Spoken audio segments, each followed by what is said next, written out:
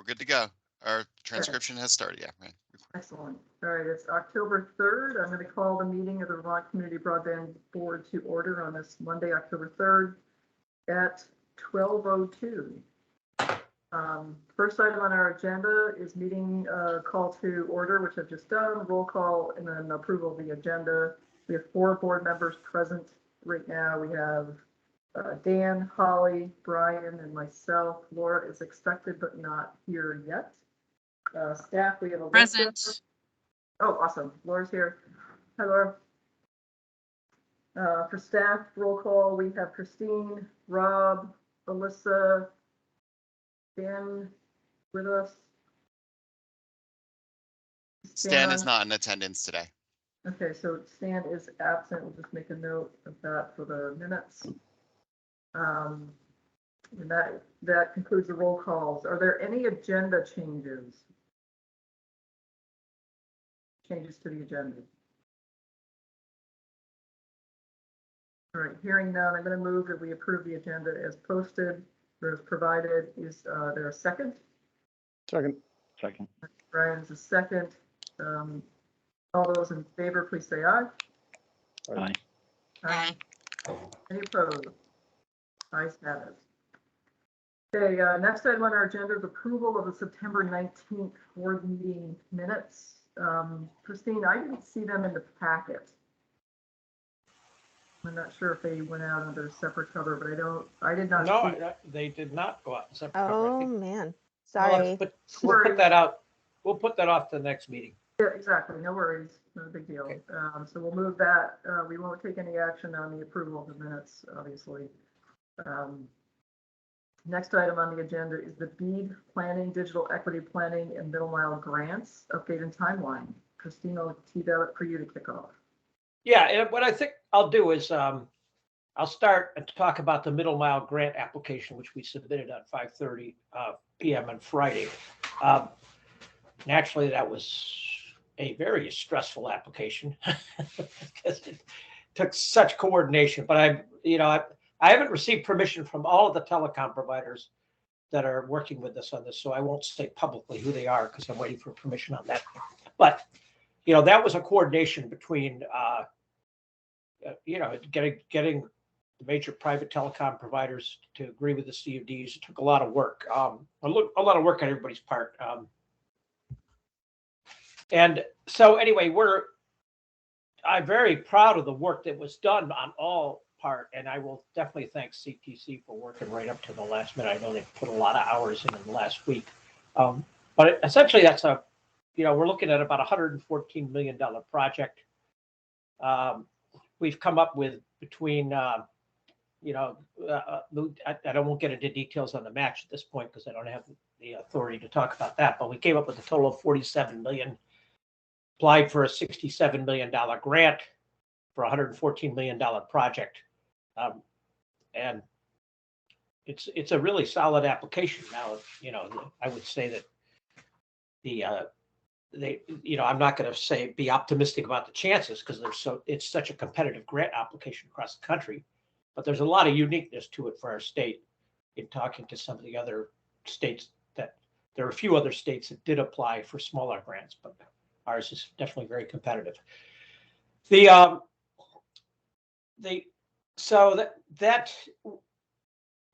Regardless of whether we get the grant or not, we're going to continue, and I'll provide, I think at a later date we can provide more detail on this, but we're going to continue to move ahead because what we did is we basically developed a statewide design and looked at redundancy and resiliency as a key part of the design. So I think it's, we'll build towards that design anyhow. The private telecom providers have indicated the willingness to continue to work with us anyhow. So it was a very worthwhile effort putting that application together. And it was good having a deadline forcing it to get it done by last Friday. So anyway, if that comes, we basically have 5 years to construct that. I shared the application with the board members this morning, so you can look through that, and I suggest you read through it. It's not hard reading. So are there any questions about the middle mile grant before I move on to the other. I just want to note one thing first. The application was shared as confidential. The applications are confidential until they are approved or a contract negotiations takes place. So just to be clear. Okay, I see Holly has a question. Go ahead, Holly. Thank you. I of course haven't read the application yet, and I expect that this is not answered by the application, but are there criteria for the providers to participate in the use of the middle mile facility once it's constructed? Do you have that worked out? No, we do not have that worked out. Those details need to be worked out. And we'll do that. We've told the providers that we're kind of going to lay low on this until November, and then we'll start going into the details. Because if we don't get the grant, if we don't get the grant, the timeline pressure might be off. But still, this concept of using a special purpose vehicle for participants may be worth following through, even if we don't get the grant. The idea was we would use a special purpose vehicle, which is a financial tool that the utilities use with the Highgate sub, but it's a common financial tool that's used, which is how multiple parties can participate in one company that provides the services. So middle mile, we'll be talking to the CUDs further about the possibility of using a special purpose vehicle for managing the middle mile network anyhow.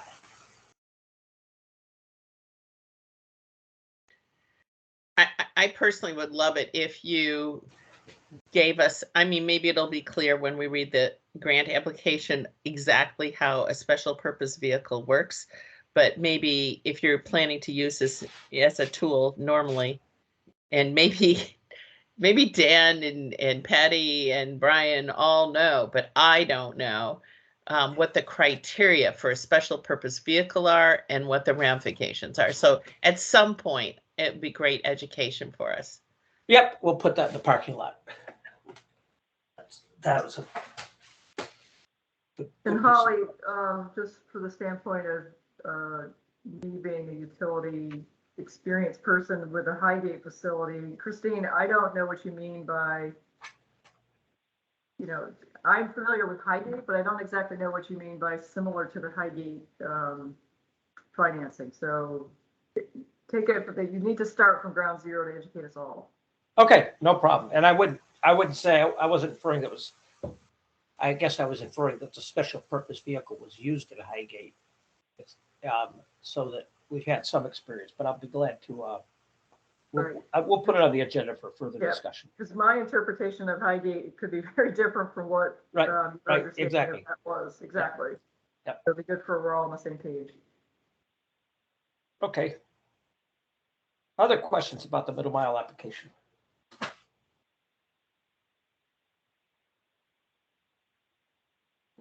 Oh, Patty, Laura, yeah, go ahead, Laura.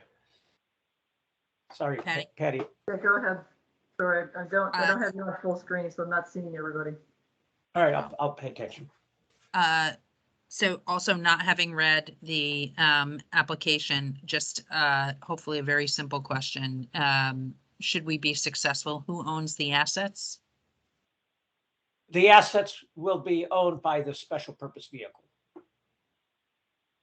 Which is the special purpose vehicle is controlled.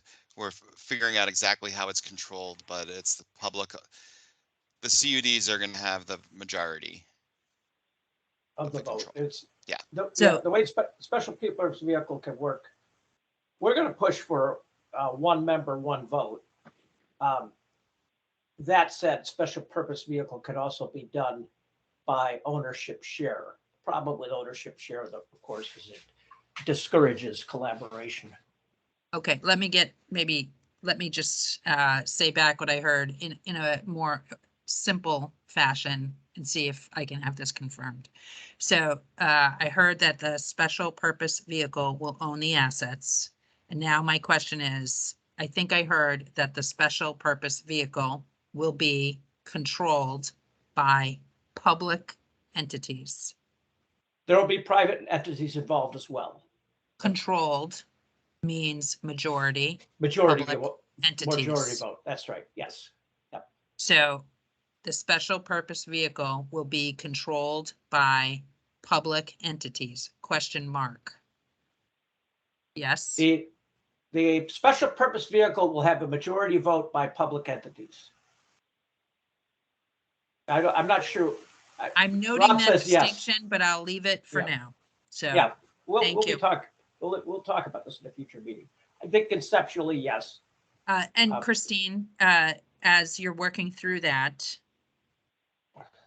and we think about, all the public entities, the CUDs and where they're at now, and what limitations there are or are not on their public status, into the future.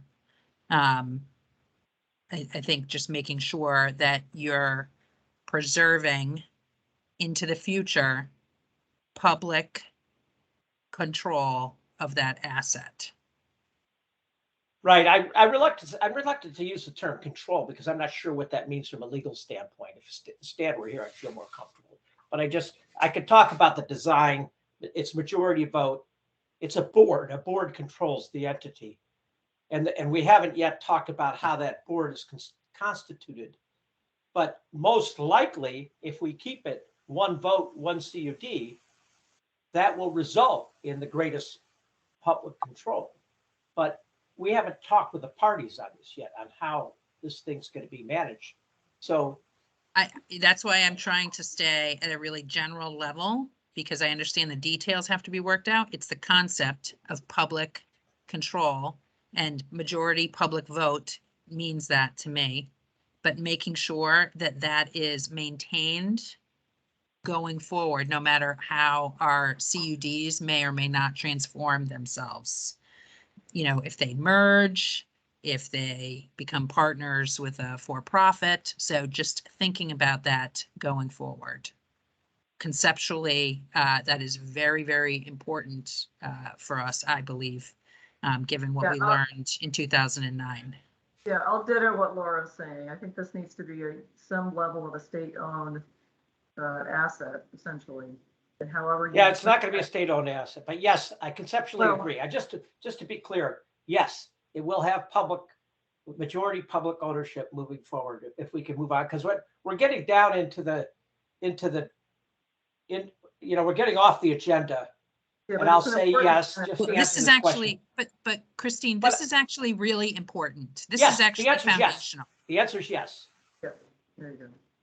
Thank you. And I will ditto. So I'm going to. I think that's really super important. So I'm going to echo her sentiment. Holly, your hand's up. Yes, it is. Thanks, Patty. So Christine, the reason why we're off the agenda is because staff is using a vehicle that wasn't adopted by policy of the board. It wasn't, the board isn't educated, and I know the middle mile grant required fast pedaling. So, yeah, but you have this just requires that we have a session, an agenda item, where we walk through it, and I think we can address, rather than on a one-off basis, we can address all these issues at that time. Yeah, that's what I'm hoping for. And just to repeat, applying for a grant does not obligate us. We get obligated when we accept the grant, and we're going to do a lot of work with the board between now and then. Get more to come. Yes, more to come. Okay. And in the meantime, I encourage everybody to take a read through the grant. It's in our board packet. Take a read through, and that way we have more questions. We can look at those. Anything else, Christine? Yeah, let me just hit the other timelines. I'm going to pull up share my screen because we have so much work to do, and we, fortunately, in staff updates, we'll show you we are getting some resources, but I just don't see how we could do any more work than we've been doing because there are only so many hours other than sleep available to us. So we need help. But that said, I will share my screen and talk about what's coming up.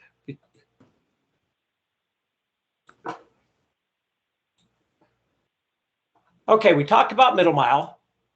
I'm going to go into the digital equity grant. Can you all see my screen?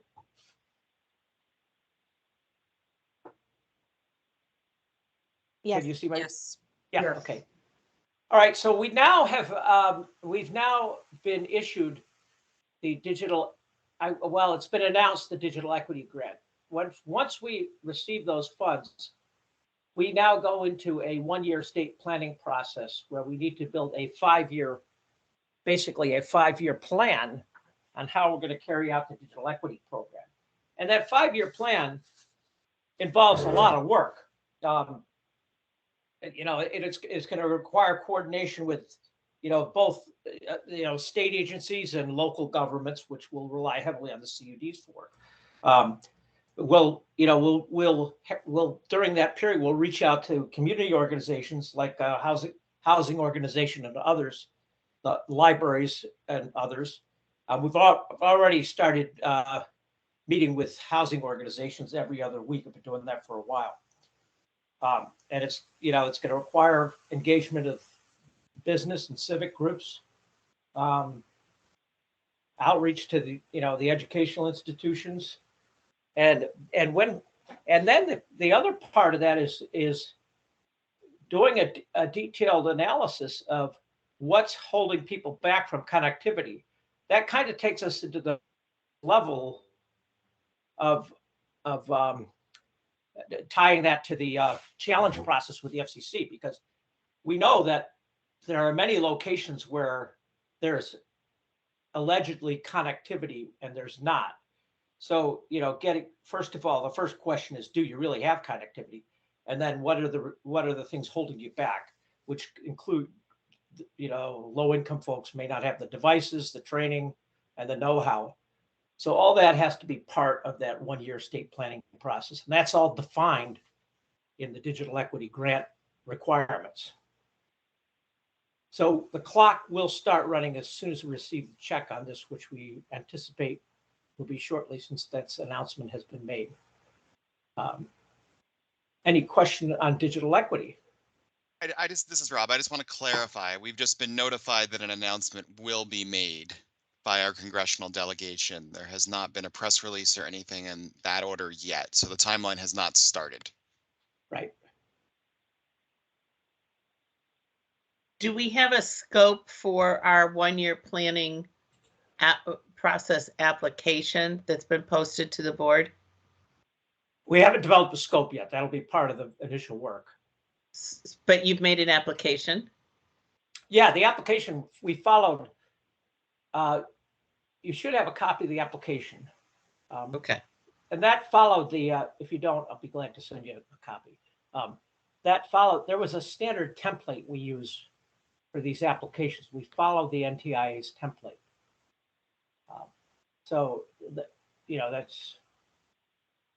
That basically that's what we did with the digital equity and the middle mile, followed their template.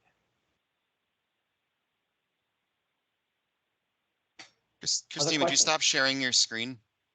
Yep. Thank you. Any other questions on? Now let me go to the infrastructure. Infrastructure is pretty much the same, but we'll develop a 5-year plan for carrying out the BEAD infrastructure grant. I mean, the good news is we've got a really good start on that through the work we've done with the CUDs. But again, it's going to take a lot of work to write that plan. And we anticipate the BEAD infrastructure planning grant to be coming within the next month as well. So starting in November, the work even cranks up even further for us. So Christine, given, there's 4 of you staff-wise, and given the increased workload, what is the plan to get everything done? How are we going to get this all done? Through consultants, through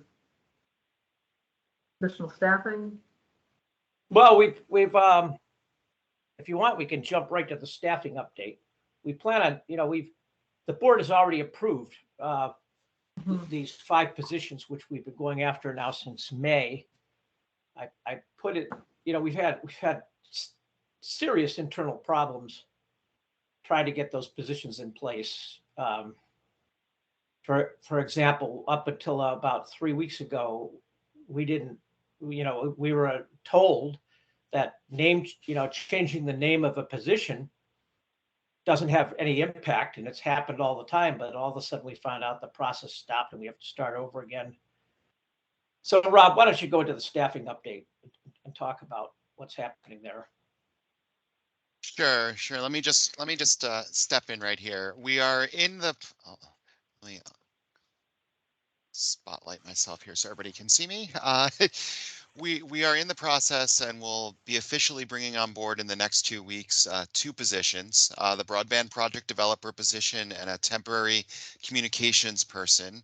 We're in the process of finalizing things. One may start as soon as next Monday, the other one the following Monday, and that we're excited to introduce you to them.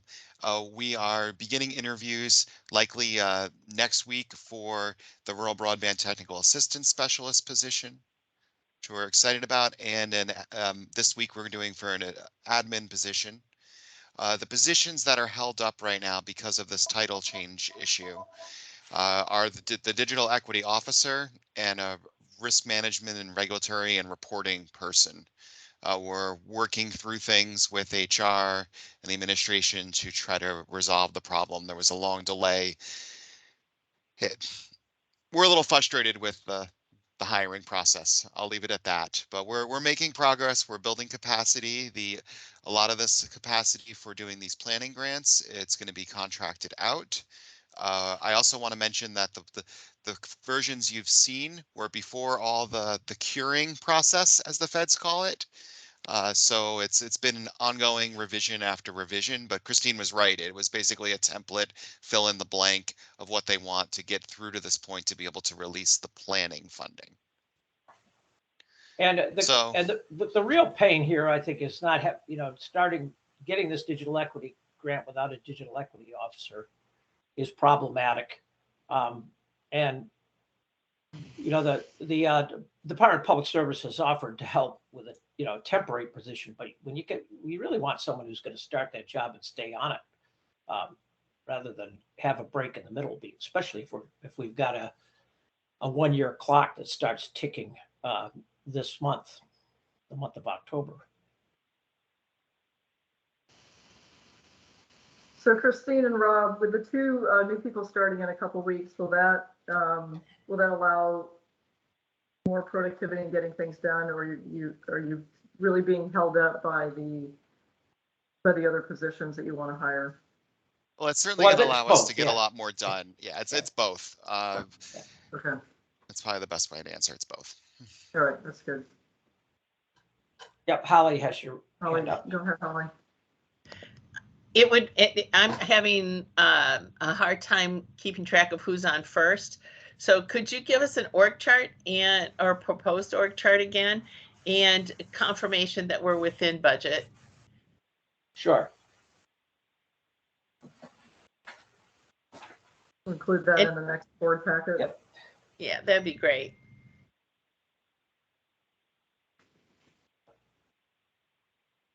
All right, any other questions or comments?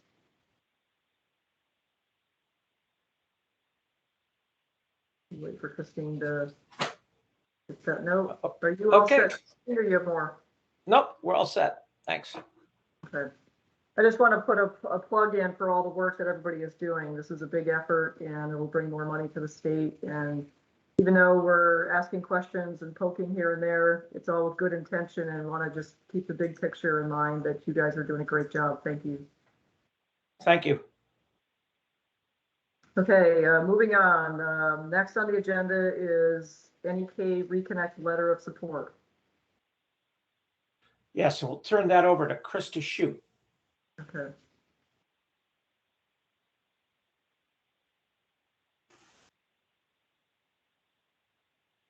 Hey everybody, can you hear me? Hi, Krista. Yep, I hear you. Hi. Okay. I'm just did a brief presentation for you to go through this. Can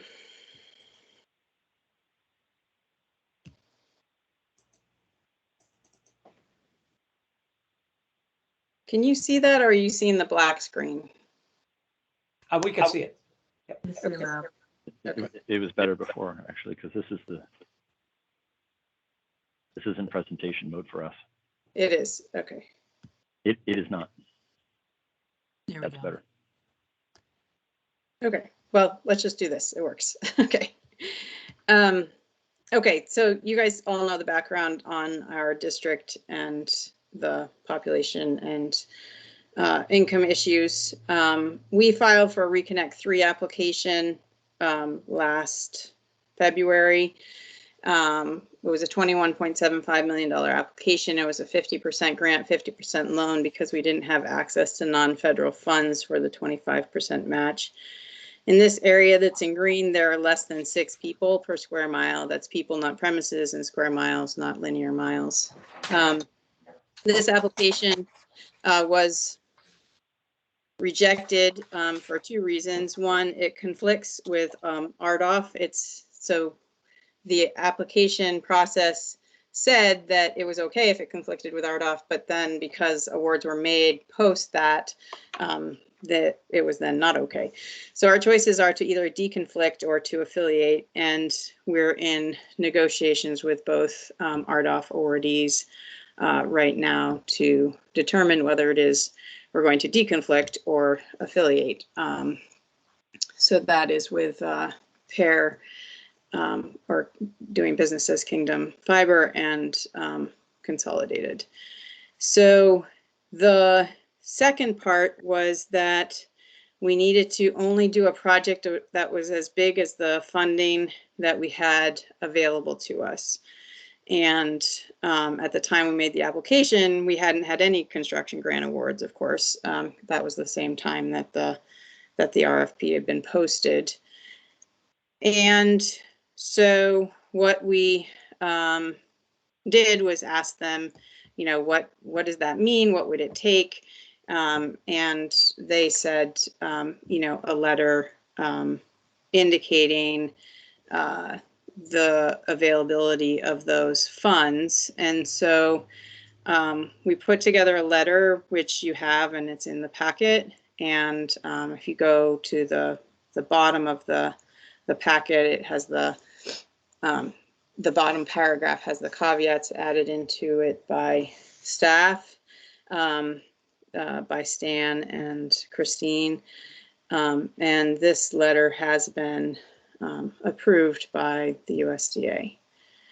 So the reason it's important is the scoring criteria and the access to it.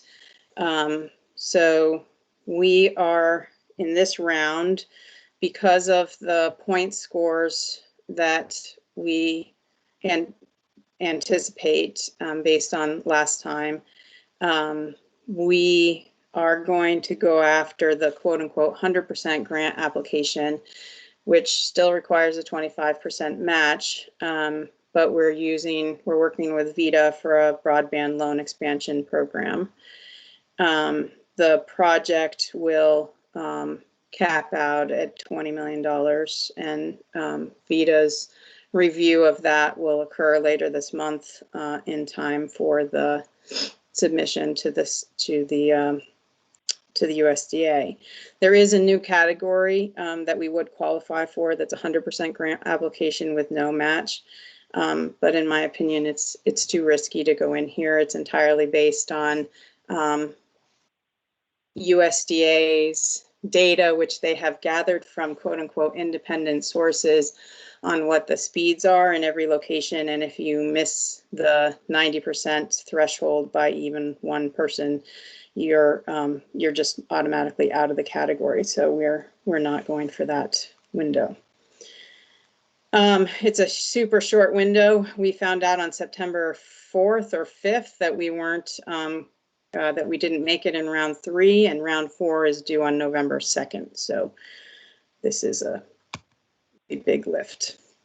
So in terms of our construction grants, as you know, we had an original 2021 construction grant plus the town ARPA matching fund allocation, and then the 2022 construction grant. And so there's been a total amount allocated of $65,321,386. We've got an initial construction grant contract for 16 million and a construction amendment for 5 million, which means that we have under contract a total of nearly 21 million. There's a couple of reasons that we haven't applied for additional information. We are doing a deep dive analysis on construction design options, which includes an evaluation of different ways that one can construct the network and an analysis of the design that's been done for our initial construction area. And that report is due to us tomorrow.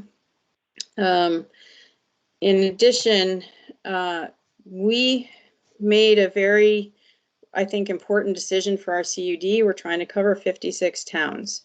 And we decided that we would first build the backbone. In addition to that, we gave towns the option to have a segment. It had to be a qualified segment, which means it had to have at least one priority address per mile and be connected to the backbone to be built at the same time as the backbone. And 13 towns have done that, and 2 would still like to do that, but we're not able to make the deadline. After that build of the backbone in those town ARPA occurs, we've set objective criteria, and the weighting of which will happen this winter when things calm down a little bit. And basically it's in order, we've laid the foundation across the entire network. Now we give every opportunity to different places. So for example, there are different grants that certain towns might qualify for because of income. USDA has a community grant that's based on median net income. So there are a lot of reasons why we do not want to lay out the entire build plan in order. We're trying to keep all of our towns engaged. One of the criteria will certainly be the grassroots efforts and the degree to which they've generated interest in their town and potential customers from signups. And then the last reason for the delay in drawdown of that the remainder of that 65 million is the timeline of who we do next and what we do next is including the backbone that we do already know that we're doing is dependent on both that deep dive analysis I mentioned in 1, as well as whether or not we get a reconnect grant. If we get the reconnect grant, then the reconnect becomes the next priority after the backbone and the town ARPA areas, and then we go from there. So the request that is in front of you is a motion to authorize Patty Richards and Christine Hallquist to sign the letter of support for the NEK Broadband Reconnect 4 application as presented, with a modification to the amount in the final sentence to reflect the final application number. And I should have a final proposed funded service area and non-funded service area, which will total the 85 million, which is the 65 million in available funds and the 20 million that we are going for in the proposed in the Reconnect grant project. So we are working on solidifying what that looks like now, and we'll have the final number for that sentence at that time. Can I answer any questions? So I had a couple of comments on the letter. I think these are minor, nothing substantive. Why don't we go through that letter now and then take comments and questions from the rest of the board. My first question relates to all the numbers in the letter. Christine, have you reviewed all the numbers to check that everything ties out to what you have on your side? You're on mute, Christine.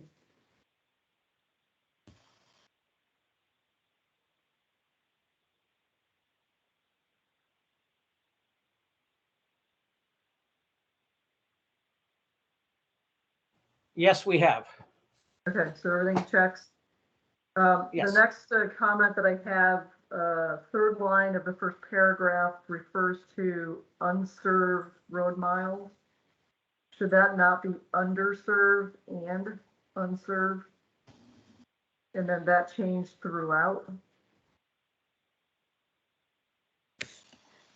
I'm fine with making that change. I thought we referred to unserved and underserved addresses based on their speeds, but we referred to road miles as unserved. So that's why I used that, but I'm happy to change it. I just don't want to get tripped up that if we have just unserved, that precludes somehow the underserved. I want to make sure we don't get tripped up on not including that. Okay. Yep. I will find Okay. the locations that occurs and change that. Then the only other comment, again, this is minor, ACP is referred to in the third paragraph without the description of what that is, just spell out the acronym. That's all I had. I'm in support of this letter. We don't have a motion on the table, but based on what I've read, I am in support of this letter. Are there any comments, questions, others on the board? Seeing no, shaking, head shaking. I guess just for the record, I would just ask this one thing. You have a $65 million allocation from VCBB. You are focused on a configuration under this Reconnect grant for 25 million that changes some of the priorities. Staff, have you looked at the priorities and make sure there's no misalignment between the funding obligations on Reconnect and the funding obligations that we've addressed on the VCBB in the Any Case grant? Have you looked at that and for any inconsistencies? Yes, the inconsistency that exists is really with the RDOF areas. You know, we've agreed to fund the RDOF areas, but that's the NTIA grant looks at that differently. Krista, if you want to explain that a little further. Yeah, so two things. The Reconnect polygon, if you were, does not conflict with any of the existing grants or grant amendments with the VCBB. So that's entirely outside of that area. And the project is going to be a $20 million project rather than $25 million project, but it, you know, when it gets finalized, it will stay outside of the polygons that were submitted and the addresses that were submitted for the grants to the VCBB. In terms of RDOF, we're either going to deconflict it or we're going to create those affiliate agreements. It's really dependent on the final negotiations that occur this week and then finalizing the design and from there finalizing the number, which will be something around 20 million, but not to exceed between 16 and 20 million total. Does that answer your question? Yeah. Thanks. Other questions, comments? All right, I'm going to move that we approve. Krista, can you put your motion back up? Yes. That was a good motion to read from. Is it up? No, Is it showing? Not yet. No. Unshare. I can see it. Oh. I could see it too. Sorry, And I not just anymore, needed though. to be patient. Sorry. All right, let's try that again. I'll just wait. Yep, I can see it. I'll make the motion because I can see it. A motion Okay, to authorize the VCBB Chair, Patty Richards, and the VCBB Executive Director, Christine Hallquist, to sign the letter of support for the NEK Broadband Reconnect 4 application as presented with modifications to the amount in the final sentence to reflect the final application number. And with the changes to refer to underserved and spell out ACP. Thank you. I will Second. second that. Any more discussion? Hearing, all those in favor, please say aye. Aye. Aye. Aye. Any opposed? Aye. You guys have it. Letter is approved. Thanks very much, everybody. Appreciate it. Christine, I will Thank you. send you, Christine, how do you want me to sign the document? I think you could sign it and send me the PDF, and then I'll sign it and then Okay. So, scan it back in. yeah, Once and the changes are made, then once you get the final version, then I'll send whatever the final version is, and then I'll go ahead and sign that. Go ahead, Christy, you're gonna say something. it's okay. I was just gonna say, we'll put the final number in as soon as we have it, and then the important piece is that we have this on the sort of official state of Vermont letterhead type stuff, that it's not just like the VCBB logo type of thing. So that's just one of the requests that came through. So that's it. We'll get that over to you, or we'll work with the staff to get that over to you, Patty. Thanks. Okay, thank you. Okay, moving on to item 5, leverage local ARPA match program proposal. Christine, do you want to clear that up? Yep, I'll turn that right over to Rob. Great. Thank you, everybody. The proposal is in the packet, and the purpose of the proposal is to celebrate two things. First, to celebrate that communication union districts have leveraged now over $2 million in town ARPA funds. It's quite an accomplishment, and it shows that there's so much more that can be done, and it's an accomplishment that we need to celebrate and we need to leverage further. The other thing that it's celebrating is back in April of this year, it's all blending together, I apologize, the board looked at the idea of, well, maybe we should reallocate funds to areas where there's not a plan, because ARPA has a deadline, we want to put the funds to use. I'm happy to say that there are very few areas of the state without a plan at this point. The towns in Chittenden County are undergoing a business plan right now, and 5 of them are voting to create a new CUD in November to put more areas of the state with some public oversight. TDS has announced plans for their areas in Ludlow and their territory down there in southern Windsor. And I know EC Fiber is also interested in parts of the town not served by TDS. The CUDs have expanded across the state. We have other funding has come in to take care of, for the town of Fletcher, for instance, they have a Northern Borders grant. So that's fund that's going to build out the entire town. That's funding that potentially could be reallocated. And then there's scattered funding around in areas where, according to the maps, 100% are served by VTEL, where we're talking a few thousand dollars here that are mostly the results of how we mapped everything out and the formula that we used. So what this proposal suggests is expanding the matching program of officially matching any town ARPA dollars that are pledged. I've circulated this among many of the CUDs.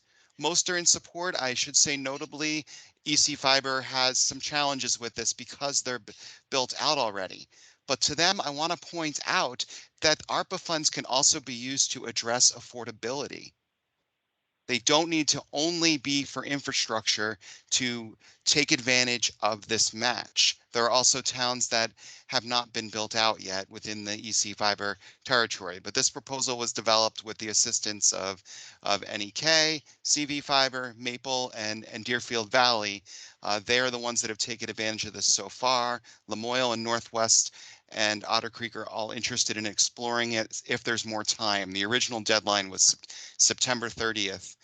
And the other thing I should note is originally with the construction program, we had set aside $16 million to be used as match, and then it would be returned to the CUDs. That is happening regardless. This is taking money this is reallocating money from areas without a plan or where they're already taken care of to CUDs that are out there actively building and constructing.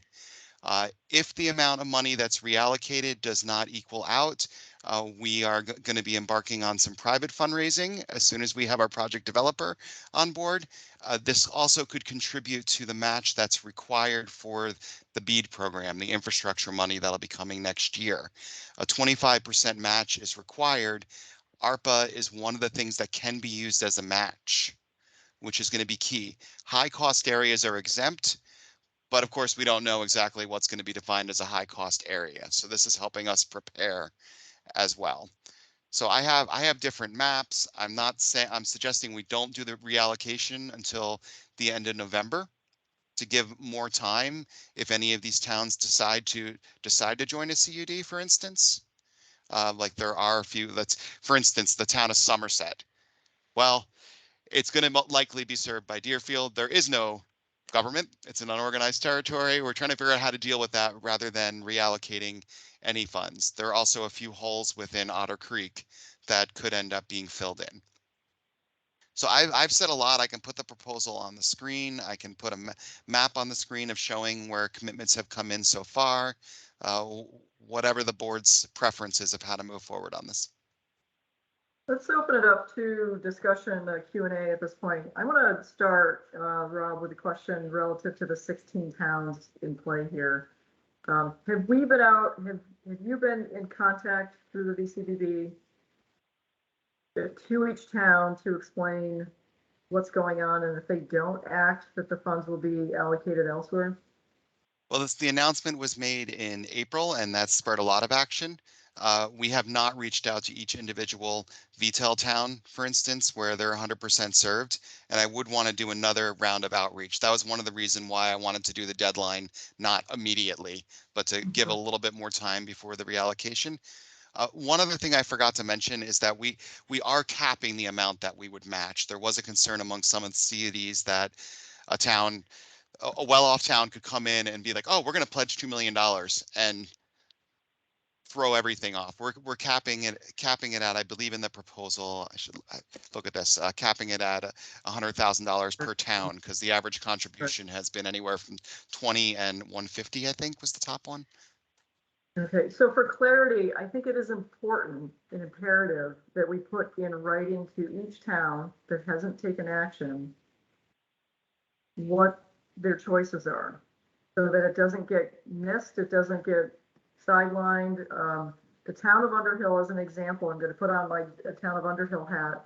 We have not taken action as a town yet, but we're told that we're not on this list. And I just want to make sure that our town isn't passed over and funds reallocated by the fact that we haven't taken action. And the reason the town hasn't taken action is we're kind of in a seams issue between Lamoille and the Chittenden CUD who hasn't formed yet.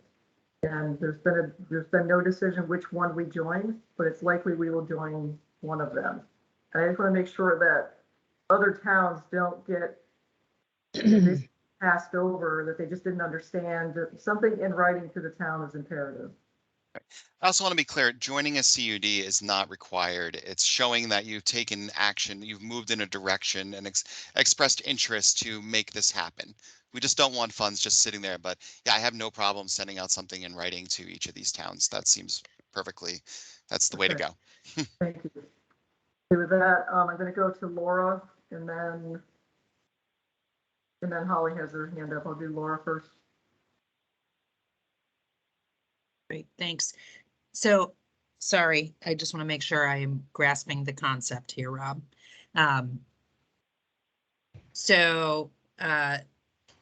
VCBB staff held through a program that was determined funding for each town in anticipation of that town either joining a CUD or working with a provider in a universal service plan for their town. And some towns are doing neither of those or have taken no action on either of those. And so the funding that VCBB held to make sure that those groups would have funding as part of a CUD or in working with a private provider, staff is saying we'd like to take those funds at a certain like to put a cutoff date for people to make a commitment. And then take those funds and reallocate them towards matching of ARPA dollars in the match program, which would be available to every CUD or town working with a provider in a universal service plan at a capped amount. Yes? Correct. Okay, great. So that sounds great to me. I think it is really imperative that we're careful about the allocation language. I think we've had that driven home to us. I hope that we're very careful about being clear about what that means. I am worried about the November timeline, and I agree with Patty about sending something in writing. And I think it is not reasonable unless it's probably not reasonable to expect anything to come back. If those letters went out today and you were setting like a December, like a 2-month deadline, I'd say, okay, well, that feels ambitious, but I mean, so I think we do have to keep that kind of track record and be very clear with these communities that aren't doing anything yet. So they may not understand this, what the options are for them. So that there's not Yes. misunderstandings. So Understood and agreed. And unless I there's think a- the end of the year might be a cleaner deadline. I forgot Yeah. about, I don't know how I forgot about election day, but yeah. yeah, and budgets and all of that stuff. I mean, I would push it out as far as is possible to push it out, that commitment time, to just hopefully cut off problems. Thank you.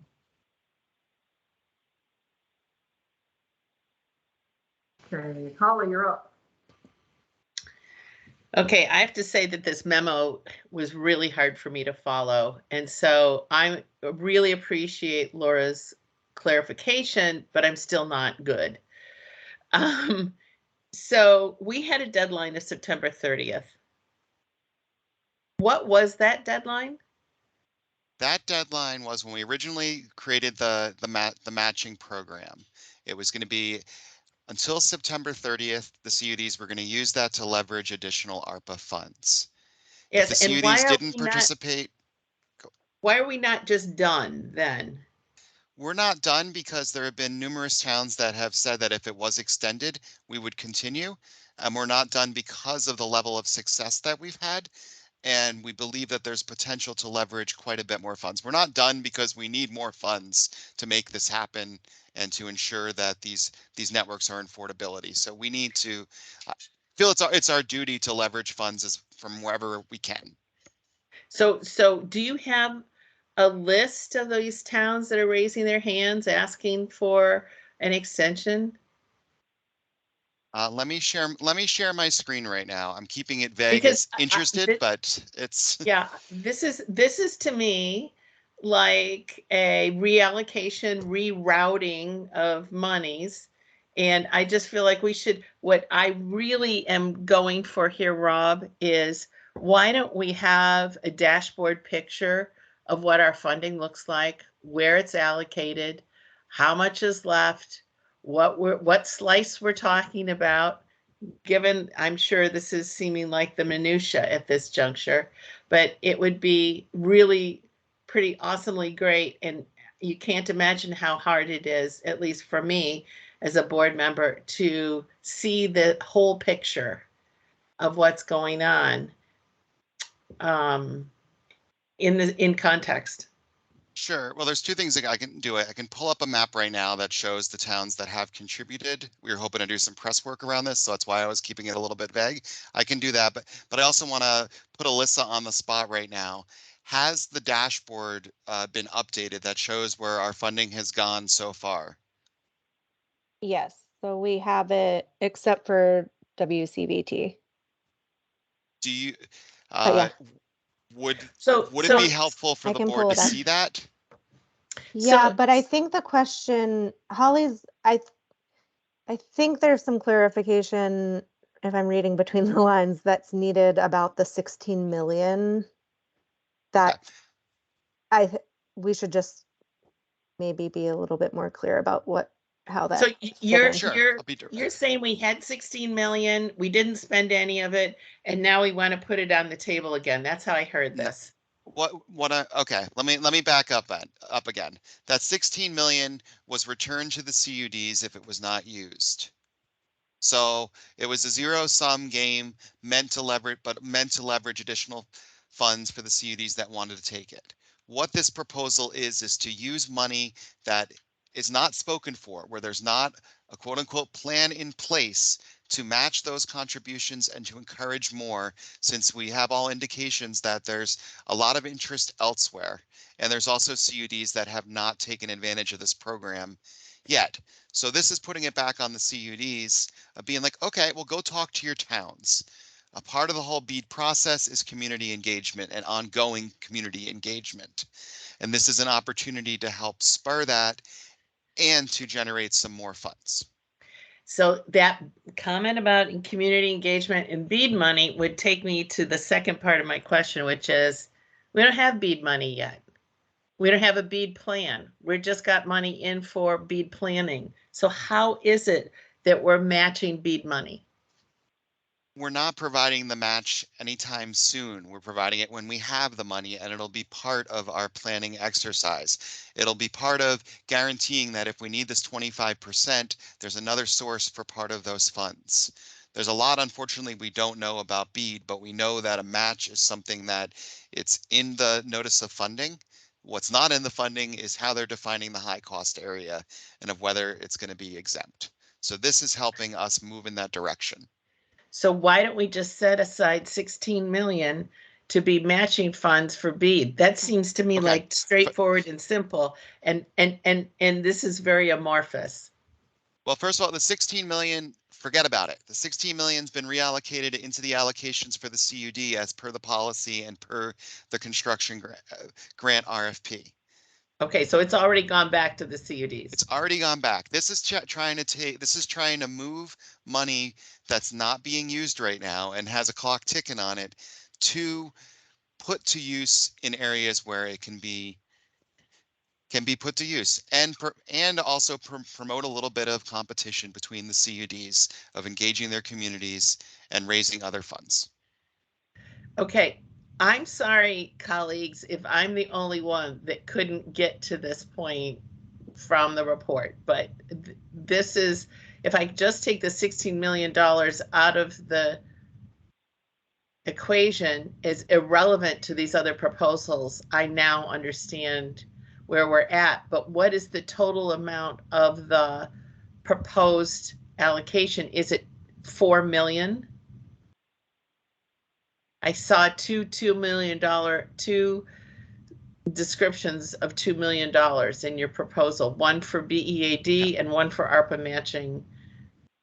And I'm so sorry, Rob. Right now, it's okay. Hard. No, right now we have $2 million that has been matched. $2 million that has been contributed. Right. We expect there to be about 2.3 million, I think is the number that came up with, that can be from the reallocation, from areas that are not doing it. What the proposal says is that it sets a cap of an additional 2 million from BEAD that can also be used to match. If it's helpful, I can walk everybody right through this. Why are we setting money from money that we don't have yet? We don't have BEAD money yet. We know there's a small state minimum. Why are we making a small state? Sorry, Holly, I'm sorry. So I'm just like, am I wrong? We don't have the BEAD money yet, and you're allocating something of the funds we haven't received. Well, the point, I think, yeah, it was, the $100 million state minimum is, I would say with, nothing's guaranteed, but we certainly have the highest confidence level that's going to happen. So, but why are we spending time allocating it before we have a plan for it? Before we have I'm just so confused. Well, we kind of already planned for it. If you look at what we're trying to do here, this has been my testimony to the legislature. We expect a total of $345 million to get us to a 60% equity position. We're building our whole plans based on the fact that this $100 million state minimum is coming. And we also, our plan, we're built around what is in Act 71 and what is with the CUD model.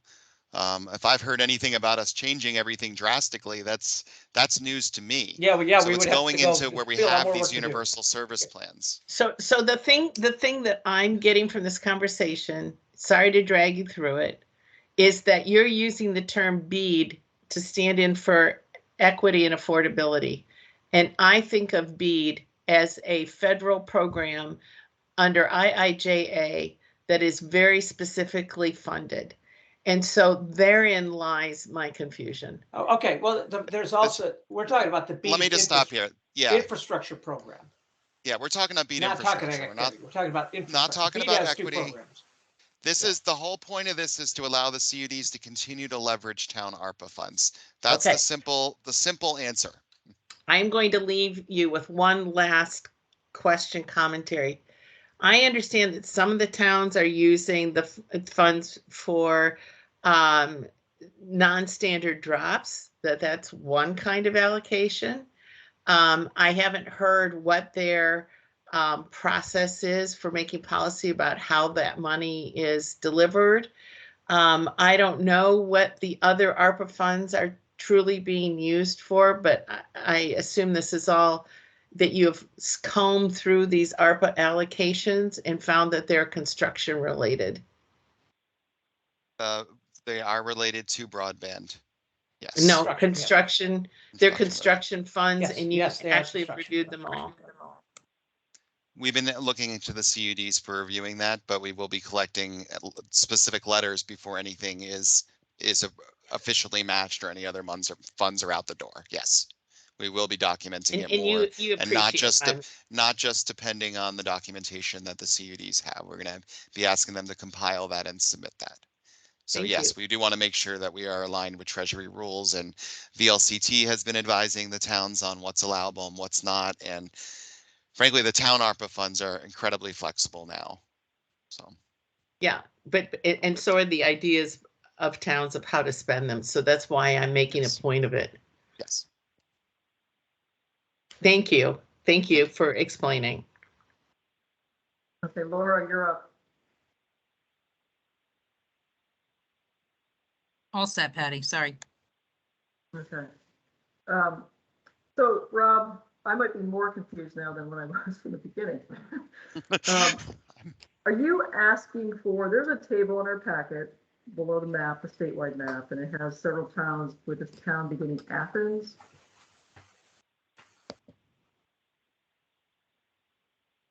And what you Going get to the there. packet here.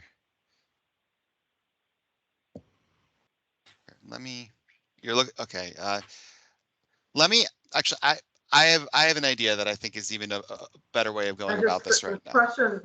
Rob, the question I have Sure. is exactly Okay. what are you asking for from the board in terms of dollars? Are you asking for 154,800 and I think it's 39 to be reallocated away from these towns after proper notice is given? That would be one of the things, and we can say the deadline is the end of the year. The basic sense of it at this point we're asking is that we are going to be matching current and future town ARPA contributions to broadband efforts or broadband infrastructure. We've identified the sources of funding as the first source is going to be a reallocation after a deadline that the board agrees upon. I'm fine pushing it out. The second source would be private funds if we can raise them. We are in talks with attempting to raise private funds, and this is a project that we think could be a winner for doing that. The final option is BEAD funding, up to $2 million. So the total capped amount for this matching fund bucket is what? Can you set it? Can you set a total? We can set a total of it's 2.3 plus $2 million. So it's 4.3 million, we can say, because that covers what's happened so far and the maximum that we've set at this time from BEAD. I think I say in the proposal that we'd come back to the board. Like if this is a runaway success, it's something to celebrate and we come back and talk about it. Well, We and wanted if to you're be really lucky conservative with this now. If you're really lucky with philanthropy, you could even say it's up to $5 million. Right. Subject to qualifications. Sure. So up Read to the $5 friendly million amendment. would be used to match town dollars contributed. Let me rephrase that. Up to $5 million would be allocated from VCDB for town ARPA funds that are spent on broadband. Exactly.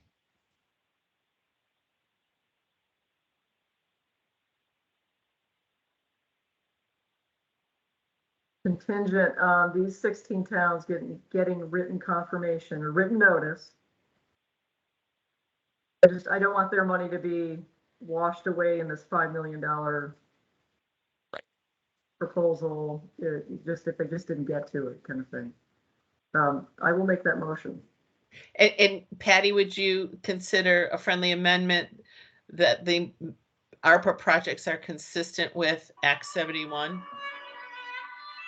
Yes. Is there a second? I'll second. Thank you. Any further discussion?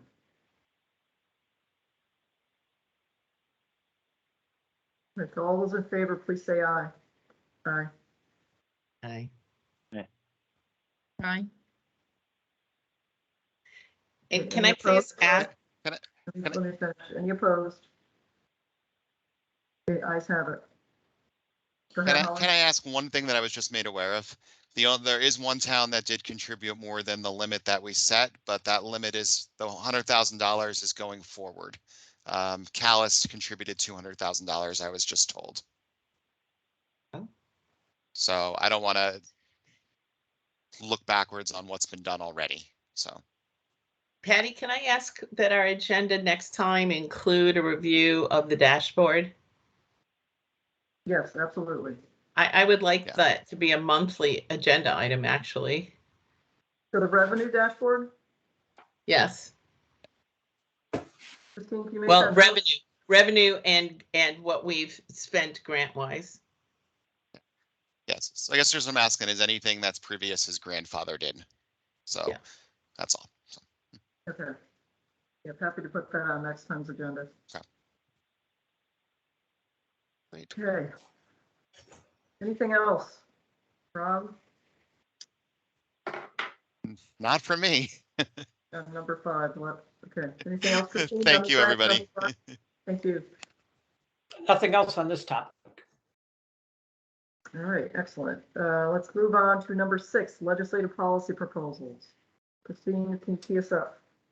Yes, as part of, when we talk about spending and funding, we're doing some serious work with, and it's related to this issue. We're doing some serious work with the DPS to submit a budget for 2023 and 24 in the governor's, this is following state processes. Now, recognizing we're not necessarily required by Act 71 to follow state processes. It's in terms of the budget. But we are, in order to get the reports we need and all the funding, various funding sources, I'm working closely with Patricia LaRose to come up with something by the governor's deadline of October 11th. And I'll present that to the board afterwards to get, and once I fully understand how budget reporting is. That doesn't mean that changes our 2023 budget, but we do have a lot of changes that we've made since July, for example, that we need to discuss. So I'll be in a future meeting in November, we'll be presenting a revised budget format for your approval. So what this discussion right now is about, though, is are there items we want to ask to be included in the Budget Adjustment Act? So is there potential legislation we want to pursue, like policy? Yeah, so part of the budget, part of the governor's budget process is to come up with policy recommendations that they'll support going to the legislature. So with that, our staff has talked about 2 policies which we believe need to be addressed. One we've already talked to you about, which was the multi-dwelling units, the MDUs, which will be coming to you with specific language for the legislation. The other one is we are also suggesting that we come into the legislature and recommend that we align the minimum, the underserved speed requirements to match BEAD, which is today consists of 25/3. Under BEAD, it'll be 100/20. So are there any concerns from the board on changing that underserved definition to align with BEAD? Laura, you have your hand up, so I'm going to go to you first.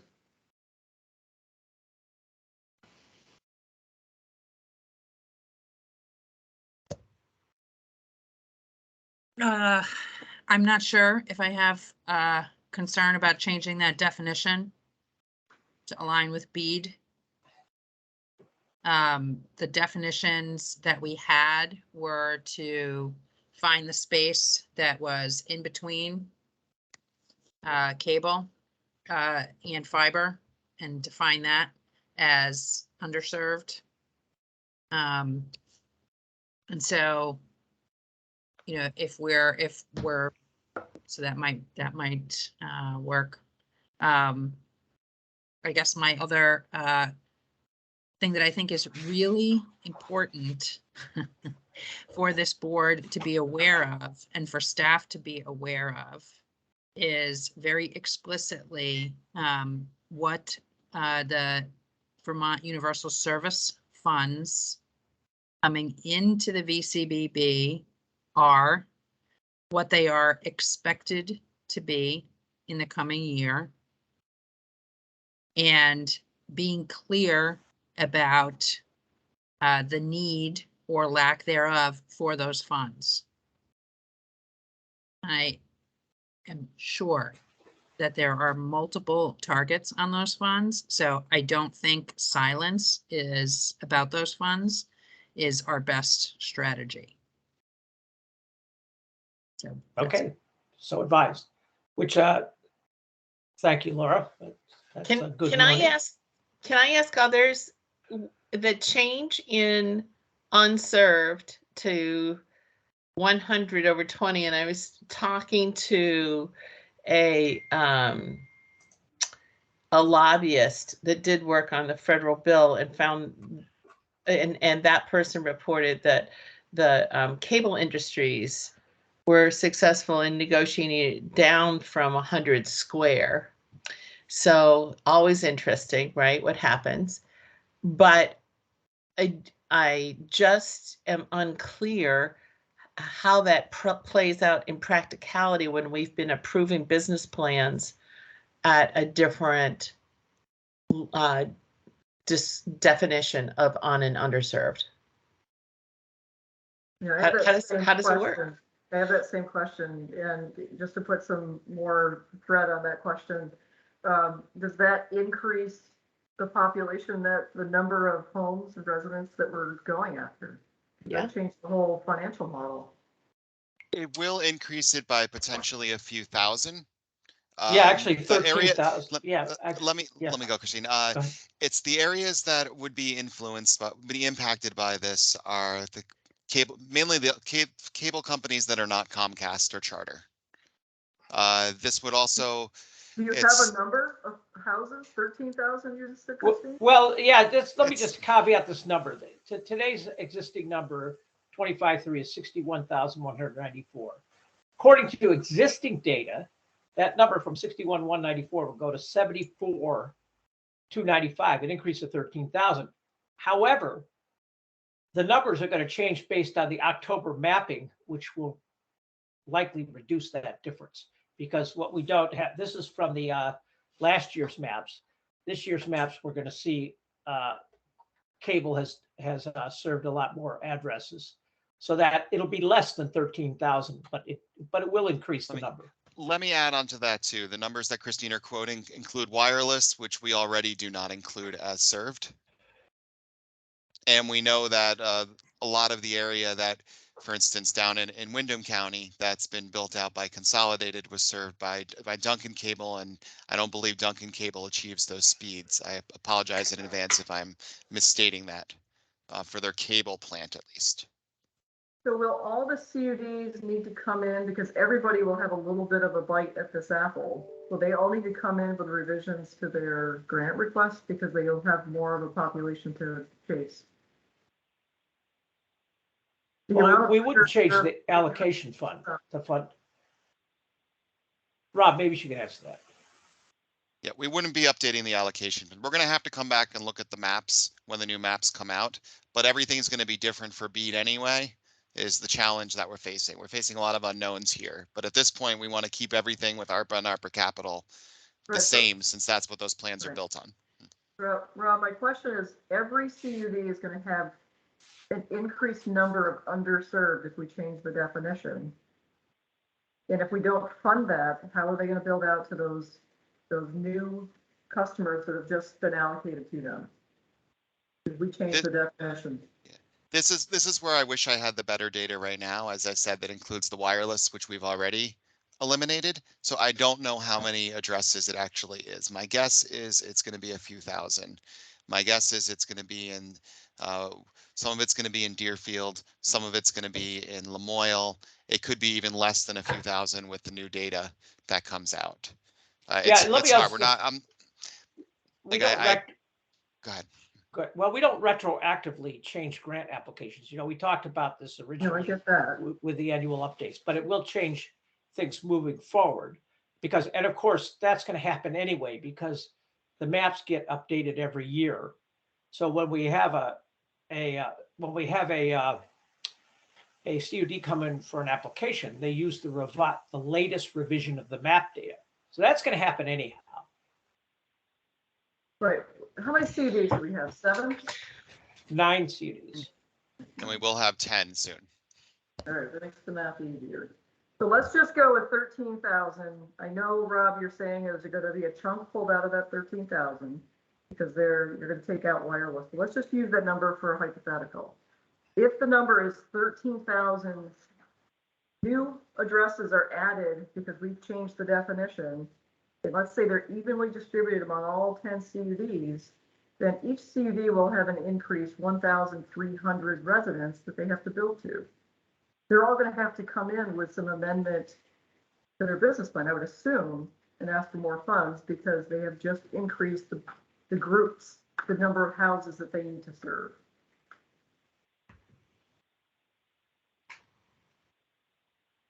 Can I propose that we come back when we have the actual numbers? Like I think we intended this originally to be like to be more of a brainstorm to hear other ideas rather than coming around to a final decision, but it's just a suggestion. We will not make a recommendation to the governor by October 11th on this change. If the board decides to make this change, we do that in December. Before we can make a decision if we want to pursue this policy, we have to know the ramifications of that to some degree. If it requires, yep, I got it. That's why we aren't going to have time to do that before the 11th. Yeah, this was more of a brainstorm of like, should we pursue these questions rather than deciding? I'm not hearing a unanimous yes, so let's move on. Right, Holly, and then we've got some hands up. Holly, then Laura.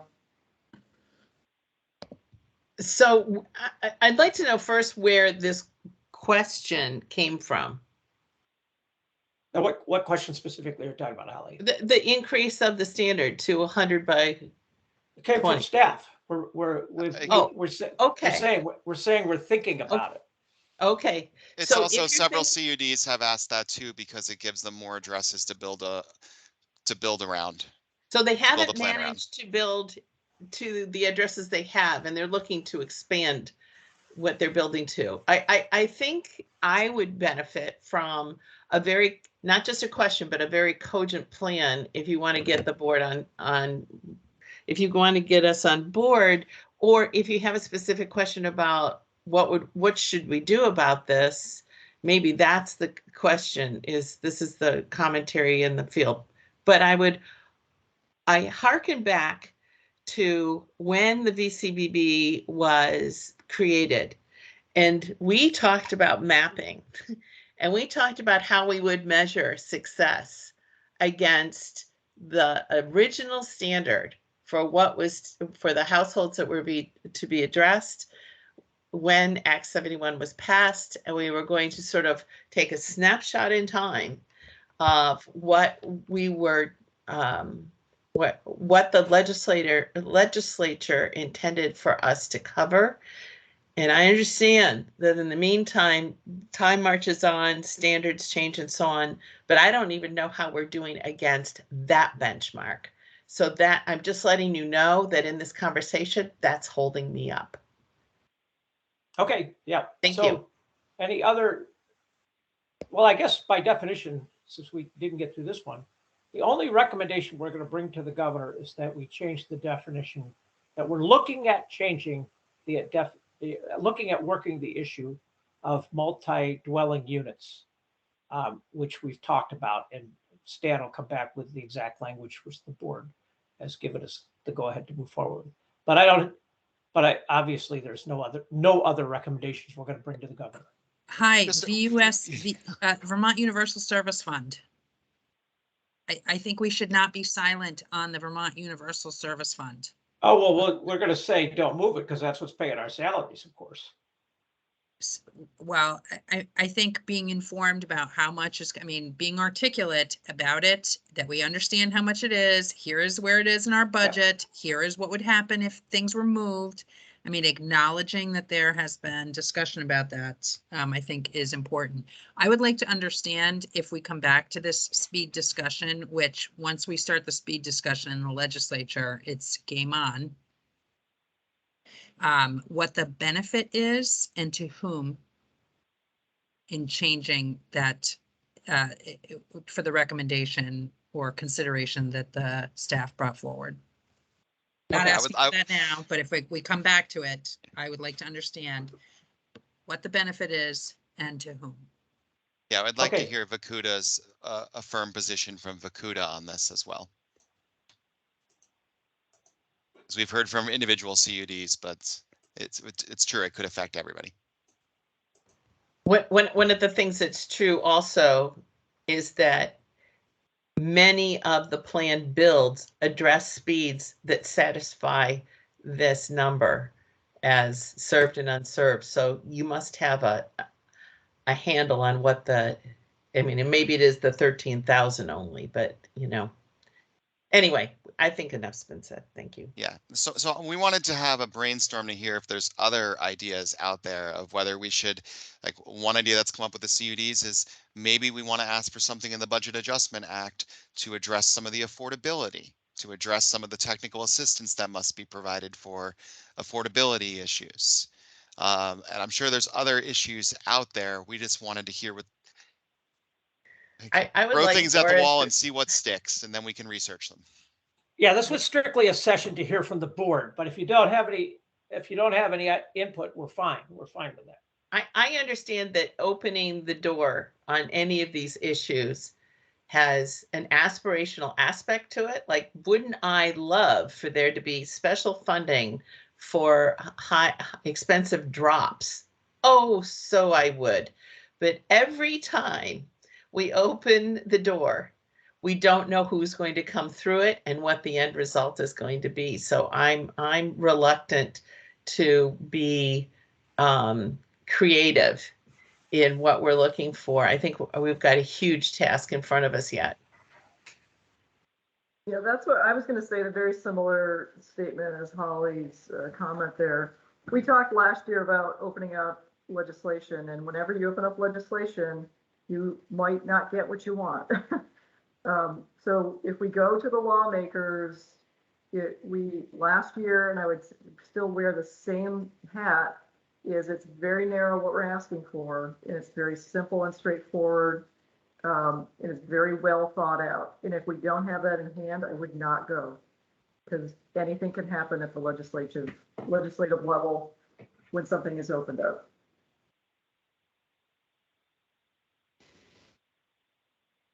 That's not to say that we don't have to be vigilant this year in the legislature, just to make sure that our Agreed. existing funding isn't attacked. Very much agreed. Okay, anything else on legislative policy? All right, let's move on to staff updates and parking lot. So we did staff updates. Is there anything else to add on that, Christine? Nothing. Rob, you got anything to add?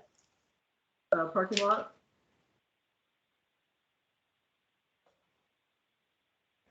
Right, I'll staff, anybody from staff, you got anything else you want to add to the updates? I think we've Okay. touched on the hiring stuff, and I think it's fine. Okay, we've got, moving to the parking lot. I'll pull it up on screen for you. Do I need to pull up a screen? Yeah. I'll pull it.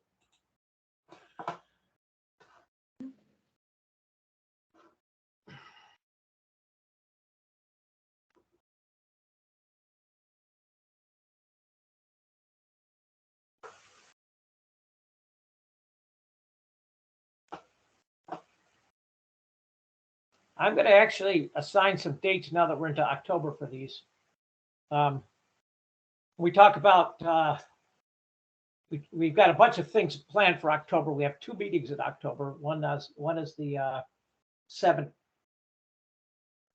Let's see, October. What's the next meeting? The 17th. Okay, so that says the 14th. That should say that. Oh, that's the date it was entered. Okay, so we'll plan on the 31st to the 31st of October. We're going to take care of the approach to the mapping and strategy for challenging. We've been talking a lot about this. If we can get it, we'll get it down into a proposal. The next one, defining the audit criteria, we'll do that on the 14th, the next meeting. We'll also invite the federal delegation to the next meeting on the 14th. We don't have a date for the workshop yet. We've been working with Guidehouse to set that date.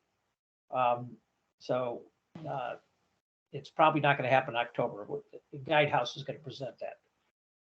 And the policy to address the issue of enforceability will be on the 31st. Christine, I'd like to add to your, we talked about the review of the dashboard as a recurring agenda item, but we had an agenda item at the last meeting, the known or probable extensions or upgrades to broadband service, which is what attempted to be a policy statement, and we haven't actually made policy on that yet. So it would be great to just leave it in this parking lot with you. Okay. Yeah, we'll be coming back to that. We felt we couldn't move forward with that without Stan. Absolutely, but it belongs on the list. Yep. Okay. All right. Stan's okay, right? Oh yeah, he's on vacation in Europe. Yeah, he's better than okay. Stan's okay. He's great. He's fabulous. I hope he's having a great time. Exactly. Christine, you and I had talked about setting up an organizational meeting with the board and staff. One of the things that I would like to drive us to is meeting once a month versus twice a month. And having a check-in with all of us to say, okay, what's working? What can we do better? So I'd like to look for something in the probably late October, early November timeframe to have an organizational meeting, and no more than 2 hours tops, hopefully more like an hour and a half. So if we can put that on the parking lot as well. Okay. Also, this is Rob. I want to point out the next meeting is the 17th, not the 14th. I also want to say, I don't believe, Christine, that we're going to be ready to discuss the mapping strategy and the challenge strategy, and we need Stan involved with that. And he's not back till the 9th. I think that we're also going to have an application that we're going to be reviewing from WCBT that day. I think move it to the first meeting in November and go in depth, because this is one of those things where there's plenty of unknowns, and it would be great if the FCC would say exactly what they will accept and won't accept. All right. I'm definitely happy to do that. More than happy to do that. Is that okay with the board? Yes. Okay.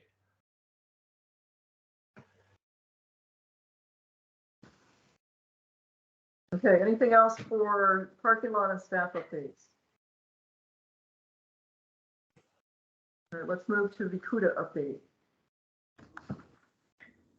All right, can you all hear me? Yes. Great. Okay. Well, thank you. And just a couple quick updates. One is that for those of you who have been following our meetings, we've been meeting on Mondays. And because this meeting takes up so much time on every other Monday, we've moved the Vikuda meeting to every other Tuesday. And so you should, for those of you that are on that, you should have the new invite, and obviously the agenda and the meeting postings on the website reflect that. But just a note that we're moving to every other Tuesday. Vikuda Rob, has. I'm going to interrupt you quickly. What would you think about, if you don't want to answer this question, that's fine, but what would you think about the BCBB moving to once a month? I can't speak for all the members. Personally, I think it'd be great. Okay. But I will check in on that. And Rob Fish, I got your note on the 120 as well, and I'll bring that up with the group, and we'll start getting an official opinion on that. Sorry about that. So we have our annual meeting in November, and like everyone else, we're working on budget. And I think we're interested in opportunities to collaborate with the VCBB around some of the various programs in the coming year. And Christine, we'd love to spend a couple minutes with you talking about opportunities to collaborate. The other thing that'll happen at the annual meeting is officer elections, and so we're looking to have a set of nominations over the next month, and in the middle meeting in November, we'll be doing Vikuda officer elections. I think the other two things, for those of you that watch social media, some of the CUDs are posting some great progress. There have been some beautiful fall pictures of trucks rolling. I think it was in NEK. I know there have been some kickoff construction meetings, and a number of folks are really, as they've gotten their grants the last couple of months, starting to show some progress. So I'm going to let them do that. But I've tried to follow the Facebook and LinkedIn pages for all the CUDs, and it's great to see the progress that's starting to happen. One last note, I think we've mentioned this a month ago, but it's still kind of on the radar. And I would put it in the category of concern, not panic. But there is some concern that pole availability is starting to affect make-ready time schedules, and that there were some very aggressive hopes for the number of poles that could be replaced and the amount of make-ready that could be done across the state. Obviously, a lot of grants are coming in all at once, and I will tell you this: the CUDs are emphatic and positive about their relationships with the power companies. But this issue of pole availability seems to be something that is a real issue, and we're kind of getting mixed stories about when that might clear up and what that looks like. So I think the group intends to do some more in-depth investigation with that, and obviously for those of you that have relationships in that space, we appreciate any help we can get. Thank you very much, Rob. Any questions of Rob? Laura, go ahead. Rob, any assistance that the CUDs are in need of? Any new assistance that the CUDs are in need of from VCBB? So I think, in the period where Vikuda didn't have staff, a lot of those folks have become very adept at asking directly. And so I'm not sure I'm in the loop on everything, Laura, and I want to be careful to say no. But clearly we're trying to organize around, for instance, if we can create some influence and solve the pole availability problem and some of the make-ready speed issues as folks are really gearing up on their construction schedules. I think, the activity we talked about last time around, the kind of the stability of the policy in terms of where we're building, where we're not, and how the announcements of other changes is on folks' minds. And then, I think the staff has this right that BEAD is going to come sooner than later, and the rules are a little different. So it's all alignment stuff. There's a lot of positive energy. As you know, folks are working their working extremely hard to start implementing these plans, and there's a lot of positive energy. But every day there's something new. Yes, so I'm extremely glad to see you here and reporting. Great job, Vermont CUDs. Good job. To the extent, I just want to remind you and the CUDs that the VCBB was stood up to help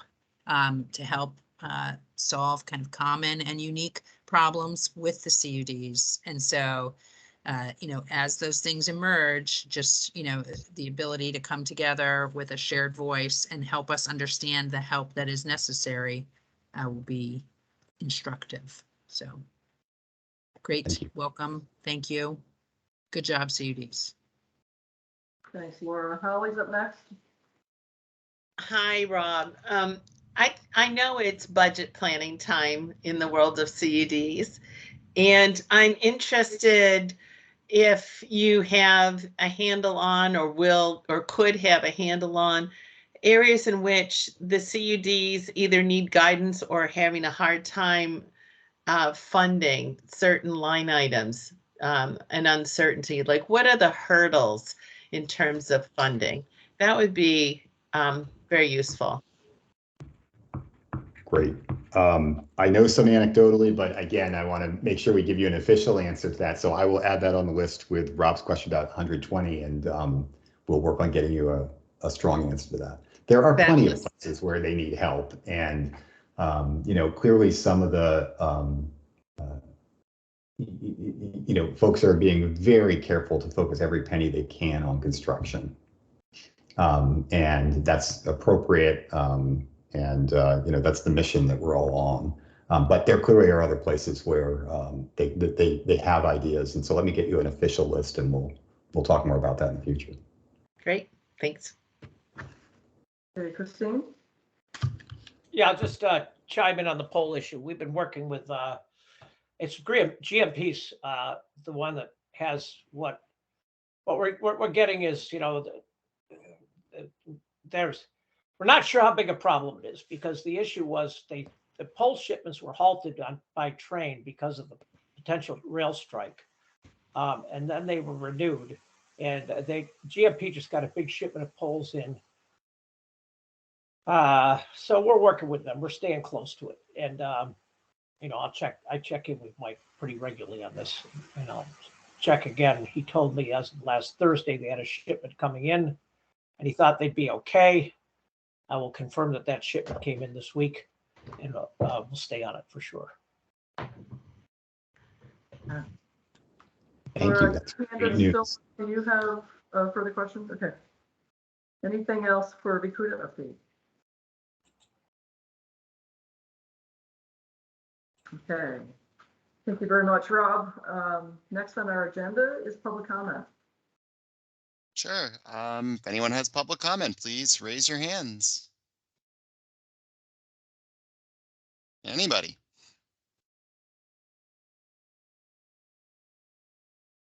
I do not see any hands raised at this moment. Last chance. Going once, going twice, sold. Motion to adjourn. Okay, next meeting is October 17th. Can everybody make that meeting? Yes, be great to get a calendar invite out there to put it on the schedule. Great. Okay, motion. Go ahead, Holly. I'm going to let you know, Patty, that I will be traveling, so I'll do my best to phone in. Okay, thank you very much. Okay, I move we adjourn. Is there a second? Second. Any seconds? All in favor, please say aye. Aye. Aye. Any opposed? Okay, we are adjourned. Thank you all. Yeah, thank you, everybody.